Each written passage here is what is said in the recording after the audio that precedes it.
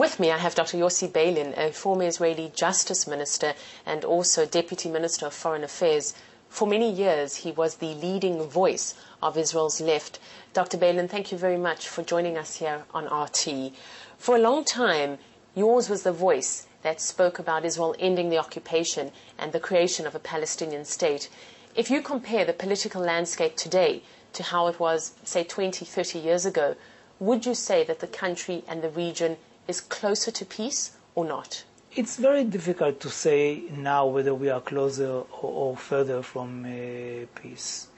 You know it only when it happens. What I can say is that the general readiness for compromises is now much wider than before.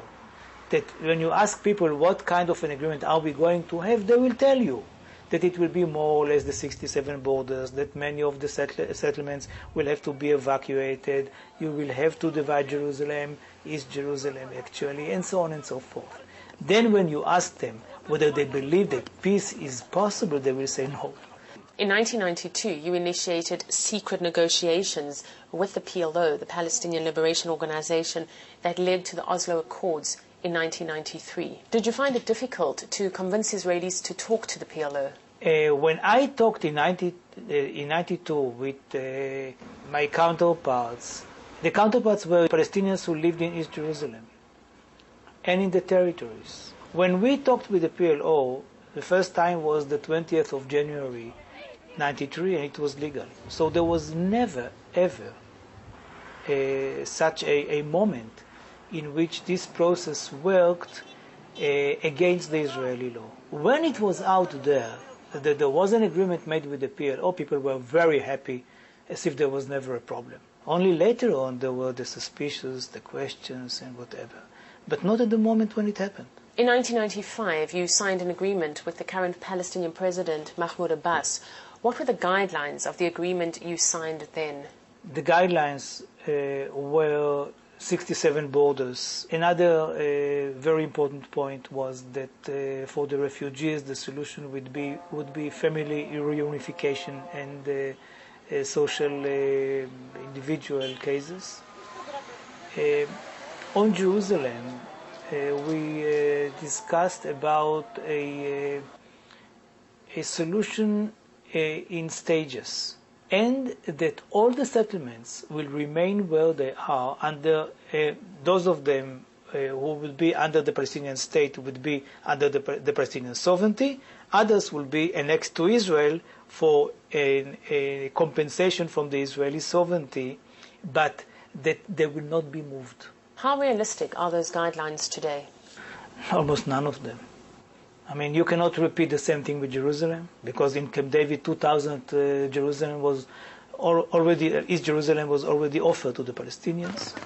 The idea of all the settlements remaining where they are without moving the people, I think that today, especially after the second Intifada, is not a realistic one.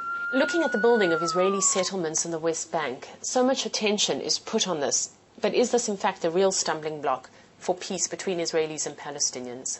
The only stumbling block is the situation in which the parties are not ready, the leaders are not ready to call it a moment of truth. When they do, then settlements will not be a problem, refugees will not be a problem, and Jerusalem will not be a problem. Do you think the current Israeli government under Benjamin Netanyahu can implement the first step towards peace? I have no doubt that the Netanyahu government is able to do that. The question is whether it wants to do that. This is what I'm not sure about. But if there is a decision by the Netanyahu government to move, it will be easier for this government than for our governments in the past, because they have the left and the peace camp as a kind of hostage to any such development. I believe that if there is a government in Israel and in Palestine which are ready to take the bold steps and to define a moment as a moment of truth, they will find that the support is huge on both sides. Do you think Israelis still want peace? Undoubtedly. Even though a right-wing government is in power? Yeah, but they did not vote for this government in order to prevent peace. If you judge it, you will see that, first of all, the biggest party in Israel is Kadima, which is representing more or less my views. I mean, almost 100% of his views were close to mine. I think that to say that Israel went to the right sharply would be a mistake. But even if this is true, when there is a peace agreement put on the table, there is no chance in the world that they will not support it. Do you think Abbas is able to represent all the Palestinians, Hamas and Fatah, and be a real signatory to peace with the Israelis? I have no doubt about his ability to represent his people. After all, Abu Mazen was elected democratically by 62% of his people a few years ago. You cannot say the same about most of the leaders of this part of the world. So when people are raising the question of him representing his people, with all due respect, who does? Well, I think that he's a very, very positive man. He's a man of peace. He doesn't believe in violence, and he does believe that the Palestinian interest is connected with the neighborhood, and that the Palestinians can benefit a lot from the neighborhood with Israel. Or will there be two Palestinian states? There will not be two separate states. What I think is possible is to have an agreement with the PLO, which will be implemented first in the West Bank and only in the future in Gaza. And in Gaza, since Hamas is there and it will be there for the near future, there will be a ceasefire. I believe that if Israel has an agreement by which it goes back to the 67 borders and divides Jerusalem, there won't be any reason for Hamas not to have a ceasefire, because they don't want to recognize Israel. They don't want to have negotiations with us. Fine, okay. What can I do? I cannot convince them to have these negotiations. But they said if Israel does ABC, we will treat it as a ceasefire, which actually they are doing in fact already now. The Hamas Charter calls for the destruction of the State of Israel. How much of a problem is that for dialogue between Israel and Palestine? The impediment is that they are not ready to negotiate with Israel and to recognize Israel. I mean, when they are ready, then one might say, what about your charter? But the charter itself, this is not the problem. I mean, what they have is a sermon. It is not a charter. A sermon of a small child who is cursing and swearing from morning to night. But if somebody says to me, I don't want to recognize you, and I'm not going to negotiate with you, so what can I do? What makes you sure Hamas will want to negotiate? I'm not sure that they will. So how will the scenario play out? There will not be peace. I mean, with them, there will not be peace if they don't change their mind, because they are against peace. They don't have a partner in Gaza. Now, if they change their mind, which is possible, it can take place in 5 years, in 10 years, then they will join the peace treaty, which would be signed by then with the PLO.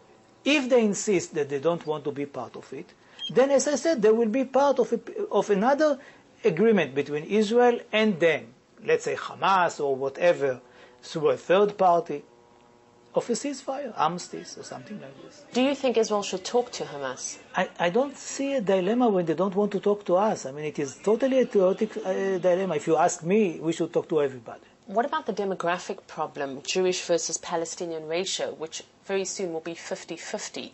Does this pose a problem for the future of this country? As long as it is only one unit, we and the West Bank and even Gaza, because we didn't actually put an end to our occupation, there is a demographic problem, and it won't take long before Jews will be a minority in the land that they are having a jurisdiction on. If we withdraw to the 67 borders, mutatis mutandis, there is no problem in the coming 50 years or so to the Jewish majority. Do you think peace with the Palestinians is still possible? I have no doubt that we are going to have an agreement with the Palestinians. I mean, it will be really crazy for them and for us not to have it. We have a solution. I mean, it is not Kashmir that you say, well, they have to solve Kashmir, but what is the solution? We have the solution. And whoever becomes a prime minister admits it too. So what's the big deal? Dr. Yossi Beilin, thank you very much for joining us here on RT. Thank you.